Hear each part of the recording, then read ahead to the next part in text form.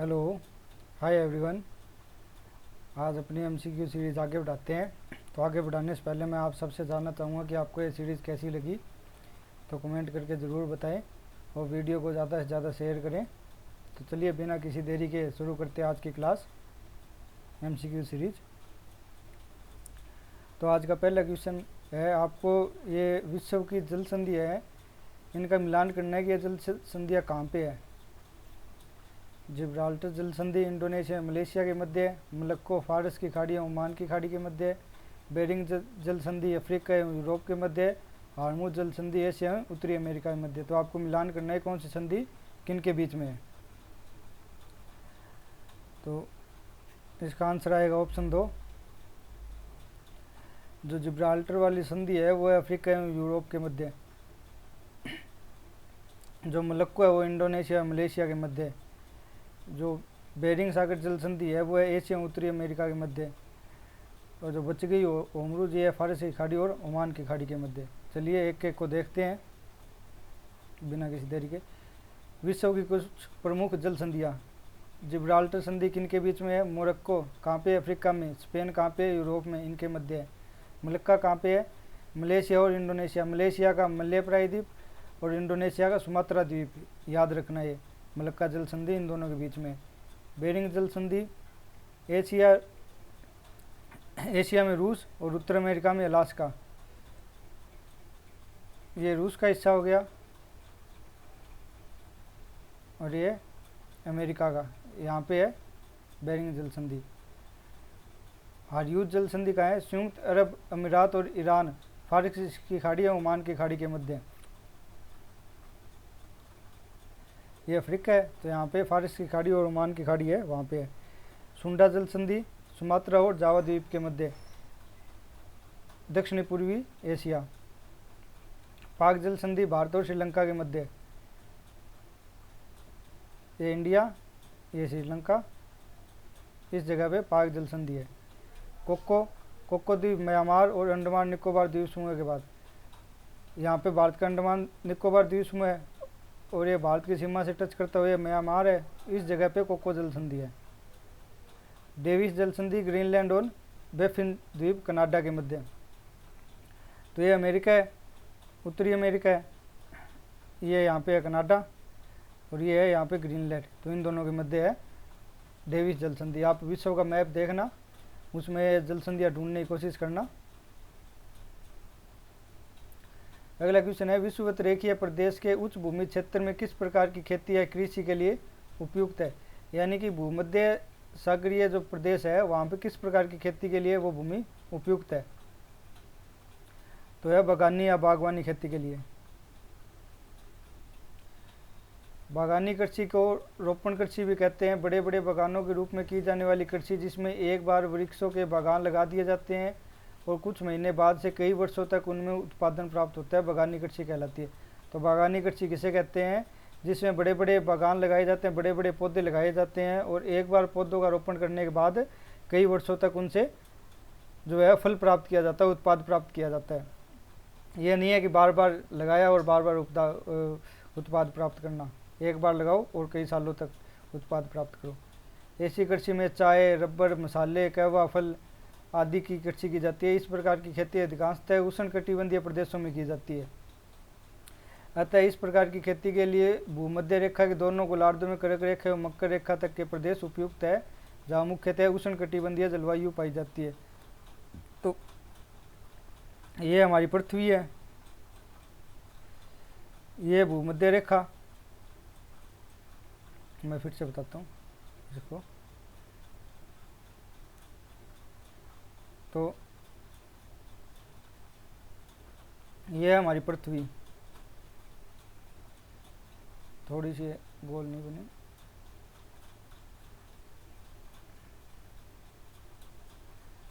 ये है भूमध्य रेखा 0 डिग्री, ये है 23.5 डिग्री कर्क रेखा बोलते हैं इसको, और ये 23.5 डिग्री मकर रेखा।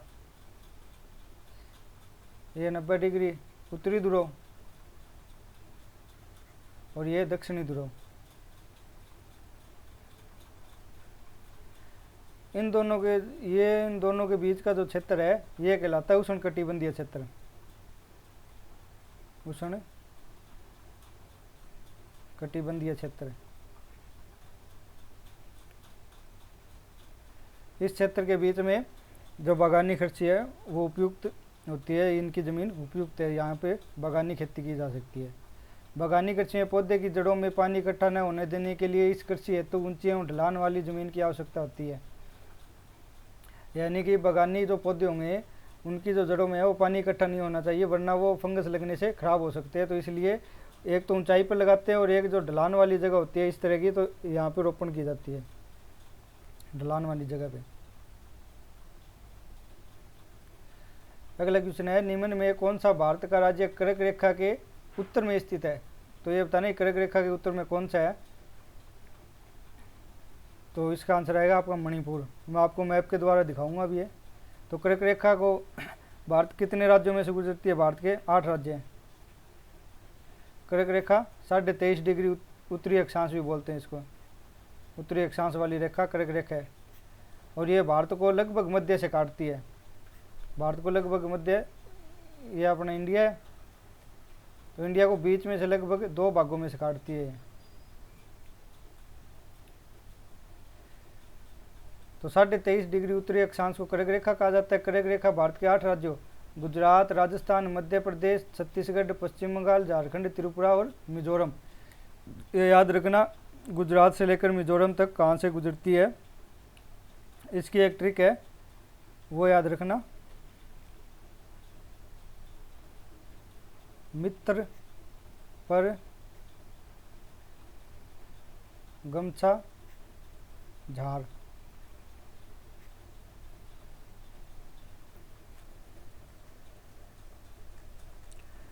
तो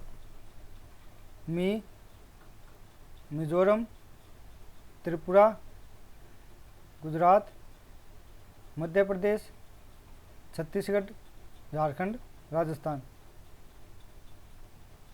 और ये पर पश्चिम बंगाल। कितने हो गए? 1 2 3 4 5 6 7 8 हो गए ना।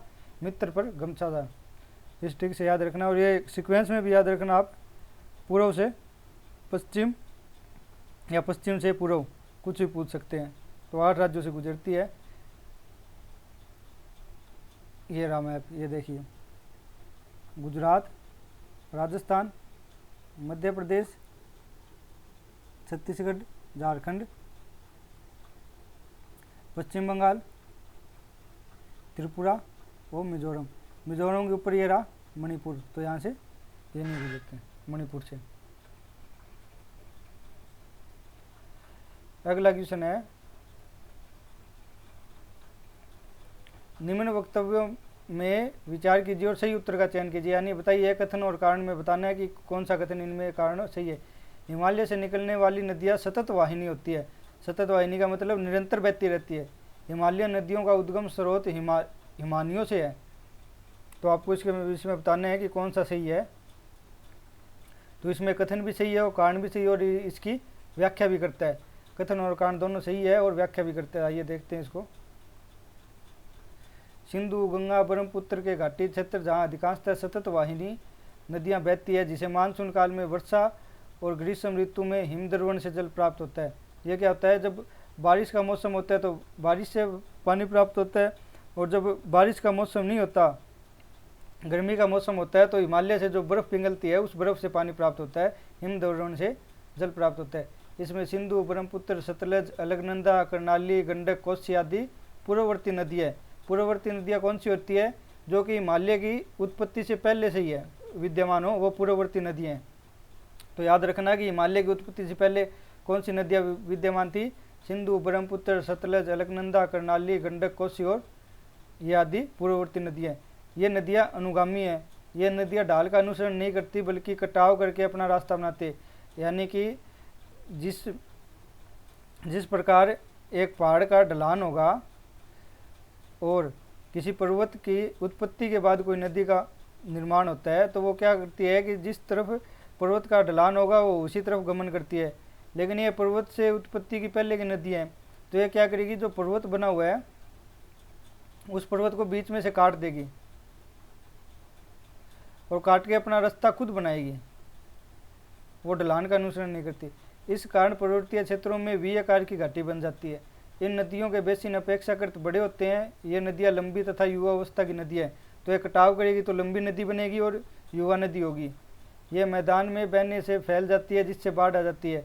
तो हमारा जो गंगा का बेल्ट मान लो, ये उत्तर बिहार, ये वाला जो बेल्ट है भारत का, उत्तर में बिहार वाला, ये उत्तर प्रदेश वाला, तो यहाँ पे क्या करती है नदियाँ अपना एक्सपेंड करती है, फैलाव करती है। ये जो वी आकार की घाटी में, पतली घाटियों में जो बहती थी, वो अपना फैलाव करेगी, पानी इनका फैलेगा और बाढ़ आएगी। हिमालय नदी तंत्र नदियों जल परिवहन के लिए ज़्यादा उपयुक्त है, जबकि हिमालय नदी तंत्र की नदियाँ जल विद्युत के लिए कम उपयुक्त है। यानी जो हिमालय से जो नदियाँ बनती है वो परिवहन के लिए तो ज़्यादा इम्पोर्टेंस है उसका, और बिजली बनाने के लिए वो कम इम्पोर्टेंट है। जैसे सिंधु नदी तंत्र, ब्रह्मपुत्र नदी तंत्र, गंगा नदी तंत्र उत्तरी भारत की अर्थव्यवस्था का मेरुदंड है। तो याद रखना आप इसको, नदी के बारे में ये। तो इसमें एक दो वैसे इंपॉर्टेंट पॉइंट है। एक तो पूर्ववर्ती नदियाँ याद रखना, पूर्ववर्ती नदी किसको कहते हैं, और ये सतत वाहिनी होती है, यानी साल भर इनमें पानी रहता है। ये नहीं है कि एक समय काल में सूख जाती है और एक समय काल में इनमें पानी आएगा। अगला क्वेश्चन है, भारत का सबसे अधिक विस्तृत भू आकृतिक प्रदेश कौन सा है। भारत का भौगोलिक प्रदेश में सबसे बड़ा हिस्सा किसका है। दक्षिणी पठार का, उत्तरी मैदान का, उत्तरी पर्वत का और तटीय मैदान का। तो इसमें आएगा दक्षिण का पठार। ये मैं बता देता हूँ, भारत को कई 6 भौगोलिक क्षेत्रों में बांटा गया है। कौन कौन से है। उत्तर का पर्वतीय प्रदेश, उत्तर का विशाल मैदान, प्रायद्वीप या पठारी प्रदेश, भारत का महान मरुस्थल, तटीय मैदानी प्रदेश और द्वीप समूह है। इसको मैं बताता हूँ कहाँ को कौन कौन सा विभाजन किया गया है।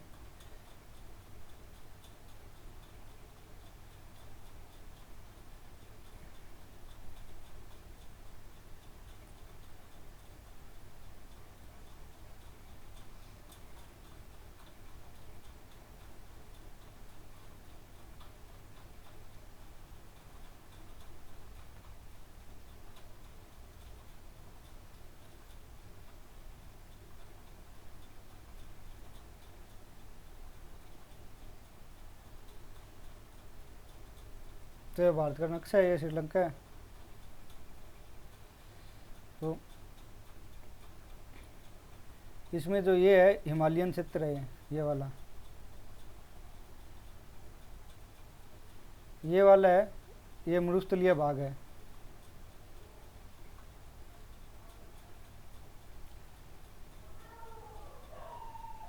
ये है तटीय मैदान, पश्चिमी तटीय मैदान, पूर्वी तटीय मैदान।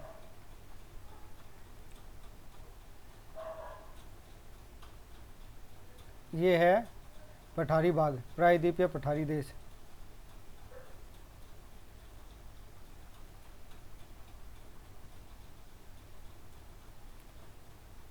ये है उत्तर का विशाल मैदान।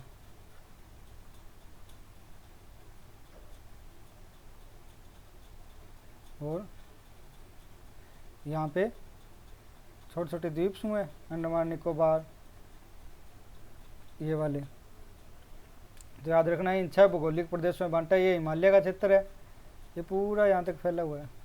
नॉर्थ ईस्ट में भी हिमालयी क्षेत्र है। उसके बाद नीचे थोड़ा आएंगे, उत्तर प्रदेश बिहार वाला जो क्षेत्र है वो मैदानी क्षेत्र हो गया। राजस्थान, मुख्यतः राजस्थान वाला क्षेत्र ये मरुस्थलीय क्षेत्र हो गया। वो भारत के प्रायद्वीप से सटे हुए प्रदेश तटीय प्रदेश हो गए। ये बीच में जो भूभाग बच गया ये हो गया पठारी प्रदेश, और ये छोटे छोटे द्वीप हो गए। तो इन 6 भागों में बांटा गया है, जिसमें सबसे बड़ा क्षेत्र इनका ये पठारी क्षेत्र है। जो ये सबसे बड़ा क्षेत्र है।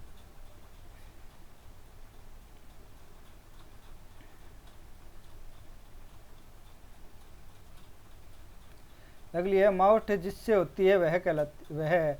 यानी मावठ की जो वर्षा होती है वो किससे होती है। उत्तर पश्चिमी मानसून, दक्षिणी पूर्वी मानसून, उत्तर पूर्वी मानसून और पश्चिमी विक्षोभ। आपको ये बताना है, तो इसमें होगा पश्चिमी विक्षोभ से। ये तो सब मानसूनी वर्षा होती है। दक्षिणी पूर्वी मानसून, उत्तरी पूर्वी मानसून, ये मानसूनी वर्षा होती है। तो मावठ के बारे में देख लेते हैं थोड़ा। मावठ की मूल उत्पत्ति कैस्पियन सागर या भूमध्य सागर से होती है, जहाँ भूमध्य सागरीय चक्रवातों के माध्यम से पश्चिम दिशा से आने वाली पवनें भारत के उत्तरी पश्चिमी मैदान में शीतकालीन वर्षा करती है। यानी कि सर्दी के मौसम में जब भारत में शीतकाल चल रहा होता है तो भूमध्य सागर से भारत की ओर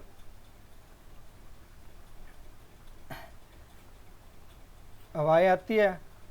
उन हवाओं के साथ वर्षा का पानी भी आता है, वर्षा जल आता है।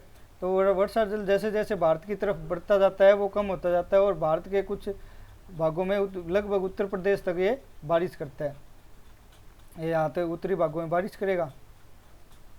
तो ये शीतकालीन वर्षा क्या कहलाती है? मावठ कहलाती है, जिसे मावठ कहते हैं। उत्तरी भारत में 5 सेंटीमीटर तक वर्षा इनके द्वारा होती है। इस मावठ का संबंध मानसून से नहीं है। ये वर्षा मानसूनी वर्षा नहीं है, ये अलग वर्षा है। इस मावठ की वर्षा रबी की फसलों के लिए अनुकूल है। इसे सुनहरी बूंदों की वर्षा भी कहते हैं। तो ये किन फसलों के अनुकूल है? रबी की फसल। रबी की फसल कौन सी होती है? जिनकी शीतकाल में बुआई होती है, यानी नवंबर दिसंबर में बुआई होगी और मार्च अप्रैल में उनकी कटाई हो जाती है, तो वो रबी वाली फसल होती है। जैसे गेहूँ, जो ये सब रबी की फसल है। इसे और क्या बोला जाता है? सुनहरी बूंदों की वर्षा भी बोलते हैं, गोल्डन ड्रॉप्स। पश्चिमी विक्षोभ भूमध्य सागरीय चक्रवाती पवनें हैं जो ईरान, अफगानिस्तान व पाकिस्तान से होते हुए उत्तरी भारत में प्रवेश करती हैं। उत्तर पश्चिमी भारत में इस समय शीतलहर भी देखने को मिलती है। उत्तर पश्चिमी भारत कौन सा है? जिसमें पश्चिमी राजस्थान, पंजाब, हरियाणा, पश्चिमी उत्तर प्रदेश, हिमाचल प्रदेश, जम्मू कश्मीर, यानी मुख्यतः पश्चिमी जो उत्तर प्रदेश है वहाँ तक बारिश करेगी। इससे आगे बारिश नहीं जाएगी। पश्चिमी विक्षोभों के कारण बारिश होती है। हिमालय क्षेत्र में हिमरेखा के ऊपर इन पवनों से हिमपात होता है, जिससे नदियाँ वर्षवाहिनियाँ वर्ष भर बहने वाली बनी रहती है। यह मावठ जनवरी माह में सर्वाधिक होती है। जनवरी के महीने में सबसे अधिक पश्चिमी विक्षोभों से बारिश होती है। अगला है, संविधान संशोधन करने के विधेयक को वीटो करने की राष्ट्रपति की शक्ति सहमति देनी होगी। शपथ से स्थापन करके किस संशोधन द्वारा छीन ली गई? यानी कि ये राष्ट्रपति की वीटो शक्ति के बारे में बताया गया है, जिसमें उनको पहले थी कि सहमति देनी होगी, तो इसको किस संविधान संशोधन के द्वारा उनसे छीन लिया गया? तो 24वां संविधान संशोधन। इसमें देखते हैं थोड़ा संविधान संशोधन के बारे में। तो भारतीय संविधान के अनुच्छेद 111 में राष्ट्रपति की वीटो शक्तियाँ हैं। वीटो पावर क्या होती है? विशेष अधिकार होते हैं जिससे मना करना किसी चीज़ को, वीटो करना, मना करना, विशेषाधिकार होते हैं। इसको निषेध अधिकार भी बोल सकते हैं, विशेष अधिकार भी बोल सकते हैं। संसद द्वारा पारित विधेयक को अधिनियम बनाने से पूर्व राष्ट्रपति के पास भेजा जाता है और उस स्थिति में राष्ट्रपति के पास 3 विकल्प होते हैं। या तो विधेयक को अनुमति देता है, या नहीं देता है, पुनर्विचार के लिए लौटा देता है। जब भी कोई विधेयक संसद से पारित होता है, लोकसभा से पारित हो गया, उसके बाद राज्यसभा से पारित हो गया, तो उसके बाद अंतिम राष्ट्रपति के पास भेजा जाता है, तभी वो अधिनियम होता है, वो कोई कानून बन पाता है राष्ट्रपति के सिग्नेचर के पास।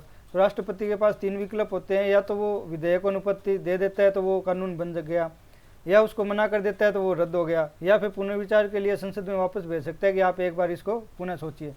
इस प्रकार राष्ट्रपति को 3 प्रकार की वीटो शक्ति प्राप्त है। एक तो आंतरिक वीटो, निलंबनकारी वीटो और पॉकेट वीटो। राष्ट्रपति की वीटो शक्तियों के संबंध में एक बात ध्यान देने योग्य है कि संविधान संशोधन से संबंधित विधेयकों पर राष्ट्रपति के पास कोई वीटो शक्ति नहीं है।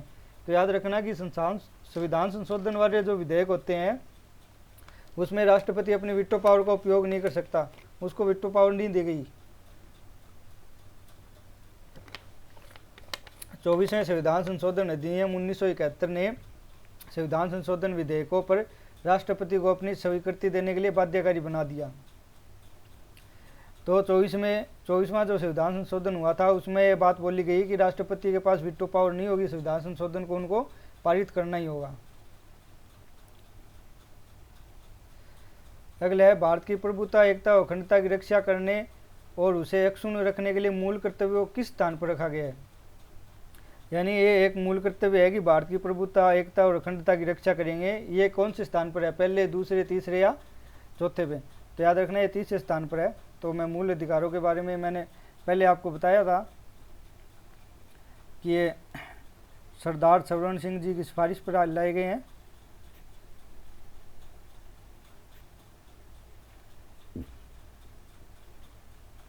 भाग 4 है और अनुच्छेद 51 है, तो इनको याद रखना।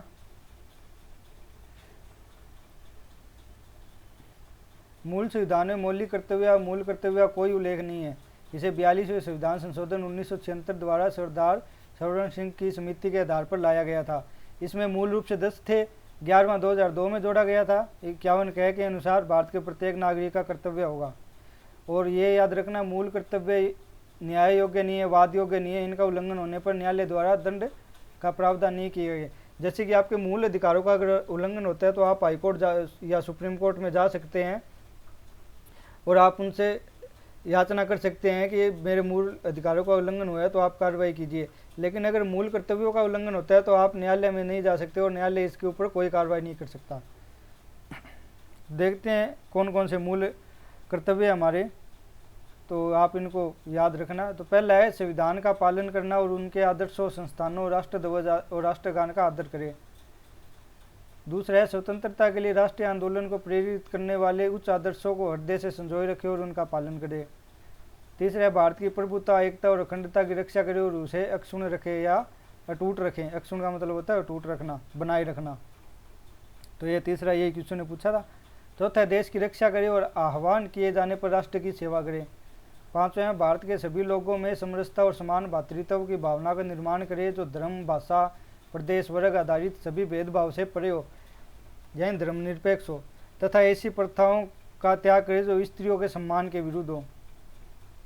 छठा है हमारी सामाजिक सांस्कृतिक गौरवशाली परंपरा का महत्व समझे और उसका परिरक्षण करें। सातवां है प्राकृतिक पर्यावरण जैसे वन हो गया, झील हो गई, नदी हो गई, वन्य जीव हो गए, इनकी रक्षा करें, उनका संवर्धन करें और प्राणी मात्र के प्रति दया भाव रखें।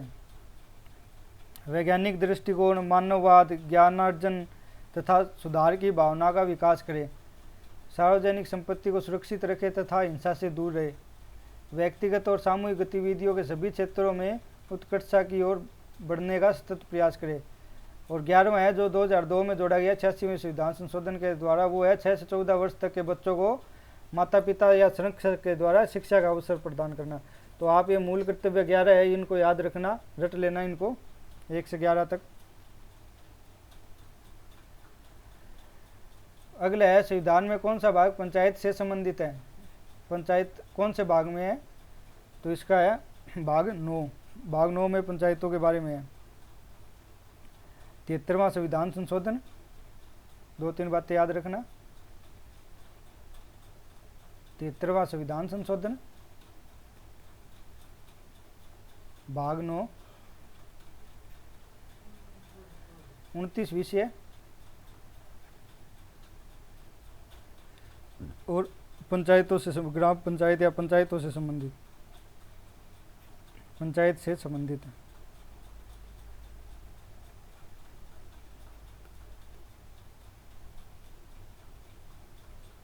और 11वीं अनुसूची, 11वीं अनुसूची 11, ये 2-3 फैक्ट है, ये याद रखना। तो पंचायती राज 7वीं अनुसूची के अंतर्गत राज्य सूची का विषय है। इसके अधीन 29 विषय आते हैं। पंचायती राज की स्थापना का उद्देश्य है लोक कल्याणकारी राज्य की स्थापना एवं शक्ति का विकेंद्रीकरण करना है। पंचायती राज के गठन का प्रावधान भारतीय संविधान के भाग 4 में वर्णित नीति निर्देशक तत्व डीपीएसपी के अंतर्गत अनुच्छेद 40 में मिलता है। तो डीपीएसपी का अनुच्छेद 40 क्या कहता है कि पंचायतों का गठन कीजिए। पंचायती राज के गठन के पश्चात अर्थात 73वें संविधान संशोधन के बाद पंचायती राज को संविधान के भाग 9 के अनुच्छेद 243 में एवं 11वीं अनुसूची में जोड़ा गया। तो 11वीं अनुसूची 243 नंबर अनुच्छेद में 73वां संविधान संशोधन भाग 9, और विषय कितने हैं, 29 विषय। तो ये 2-3 फैक्ट आप याद रखना।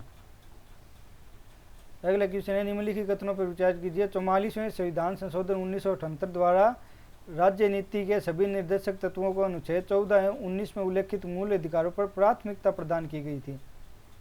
दूसरा है मिनर्वा मिल्स वाद 1980 के निर्णय में उच्चतम न्यायालय ने यह व्यवस्था दी थी कि केवल अनुच्छेद 39 ख व ग में उल्लेखित राज्य नीति निर्देशक तत्वों को अनुच्छेद 14 एवं 19 में उल्लेखित मूल अधिकारों पर प्राथमिकता संवैधानिक है।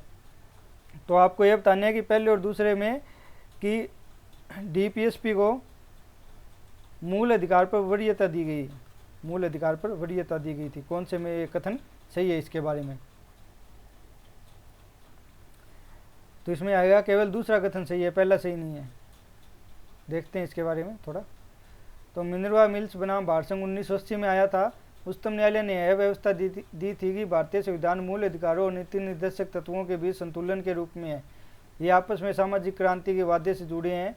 ये एक रथ के दो पहियों के समान है तथा एक दूसरे से कम नहीं है, यानी ये एक दूसरे के पूरक है। ये एक गाड़ी के दो पहियों के समान है। इन दोनों के बिना गाड़ी नहीं चल सकती। इन्हें एक दूसरे पर लादने से संविधान की मूल भावना बाधित होगी। मूल भावना और संतुलन संविधान की बुनियादी ढांचे की आवश्यक विशेषता है। नीति निर्देशक तत्वों के तय लक्ष्यों को मूल अधिकारों को प्राप्त किए बगैर प्राप्त नहीं किया जा सकता। इस तरह वर्तमान स्थिति में मूल अधिकार नीति निर्देशक तत्वों पर उस तरह वर्तमान में क्या सिस्टम है कि जो मूल अधिकार है वो वरीयता रखते हैं डीपीएसपी पे,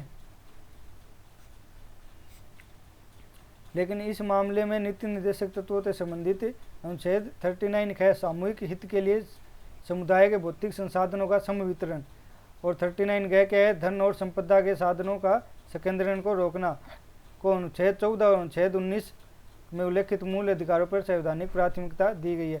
यानी कि इन दो अधिकारों में डीपीएसपी को वरीयता दी गई है, बाकी मूल अधिकार डीपीएसपी में वरीयता दी गई है। मूल अधिकारों को वरीयता दी गई है सिर्फ दो को छोड़ के।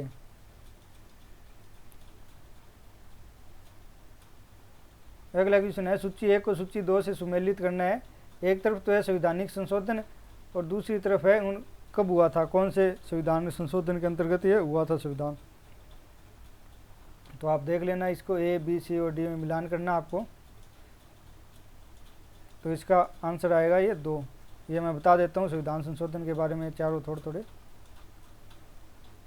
तो 81वां संविधान संशोधन क्या कहता है, राज्य को शक्ति प्रदान की गई कि किसी वर्ष में भरी न जा सकी आरक्षित श्रेणी की रिक्तियों को अन्य अनुवर्ती वर्ष या वर्षों के दौरान भरी जाने वाली रिक्तियों की पृथक श्रेणी माना जाएगा। ऐसी रिक्तियों को उस वर्ष की रिक्तियों में न मिलाया जाए जिस वर्ष में भरी जाए, और उस वर्ष की कुल रिक्तियों में 50% आरक्षण सीमा में सम्मिलित न माना जाए।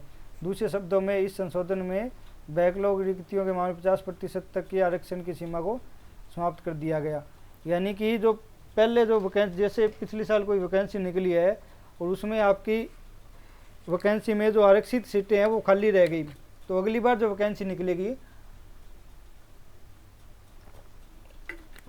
तो उसमें उन आरक्षित सीटों को जोड़ा नहीं जाएगा। कहने का सिंपल सा मतलब ये है।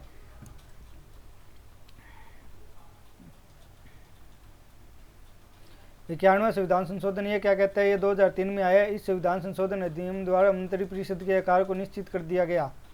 इसका उद्देश्य दोषियों को लोक पद धारण करने से रोकने और दल बदल कानून को मजबूती प्रदान करने। ये किस लिए लाया गया था, दल बदल कानून को मजबूती प्रदान करने के लिए, और जो भी दोषी है उनको राजनीति में आने से रोकने के लिए। इस संशोधन के अनुसार केंद्रीय मंत्रिपरिषद में प्रधानमंत्री समेत मंत्रियों की अधिकतम संख्या लोकसभा की कुल सदस्य संख्या से 15% से अधिक नहीं होगी।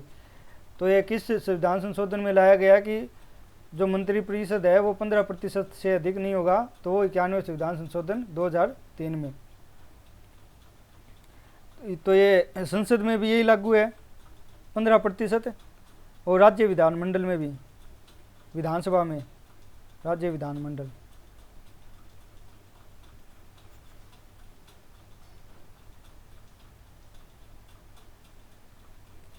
स्थानवा संविधान संशोधन कब लाया गया, 2011 में। ये किसके लिए, इस संशोधन के द्वारा सहकारी समितियों को एक संवैधानिक स्थान और संरक्षण प्रदान किया गया। संशोधन द्वारा संविधान में निम्नलिखित 3 बदलाव किए गए। कौन से बदलाव है, एक तो है सहकारी समिति बनाने का अधिकार मौलिक अधिकार बन गया आर्टिकल 19 के तहत, और दूसरा है राज्य के नीति निर्देशक तत्वों में सहकारी समितियों को बढ़ावा देने के लिए एक नया नीति निर्देशक सिद्धांत जोड़ा गया। तीसरा है सहकारी समितियों भाग नाम से एक नया भाग 9 है संविधान में जोड़ा गया। तो 97 संविधान संशोधन में 3 मूल बातें लाएगी, वो कौन कौन सी है, एक तो मूल अधिकार में इसको जोड़ा गया, दूसरा डीपीएसपी में इसको जोड़ा गया, और भाग 9 में इसको संविधान में जोड़ा गया सहकारी समितियों को। 99वां संविधान संशोधन सर्वोच्च न्यायालय एवं उच्च न्यायालय के न्यायाधीशों की नियुक्ति के लिए कॉलेजियम प्रणाली 2014 में लाया गई थी ये। तो इसको 2015 में सर्वोच्च न्यायालय ने इस संविधान संशोधन को असंवैधानिक घोषित कर दिया और कॉलेजियम प्रणाली को पुनः लागू कर दिया। तो ये कॉलेजियम प्रणाली की जगह राष्ट्रीय न्यायिक नियुक्ति आयोग लाया गया था 2014 में 99 संविधान संशोधन के अनुसार, जिसको जो माननीय सुप्रीम कोर्ट है उन्होंने असंवैधानिक घोषित कर दिया था। अगला आज का अंतिम क्वेश्चन, सूची 1 को सूची 2 से सम्मिलित करना है। पहली तो है भारत सरकार की कल्याणकारी योजनाएं और दूसरी में है उनका उद्देश्य कि ये योजनाएं किसके लिए लाई गई थी।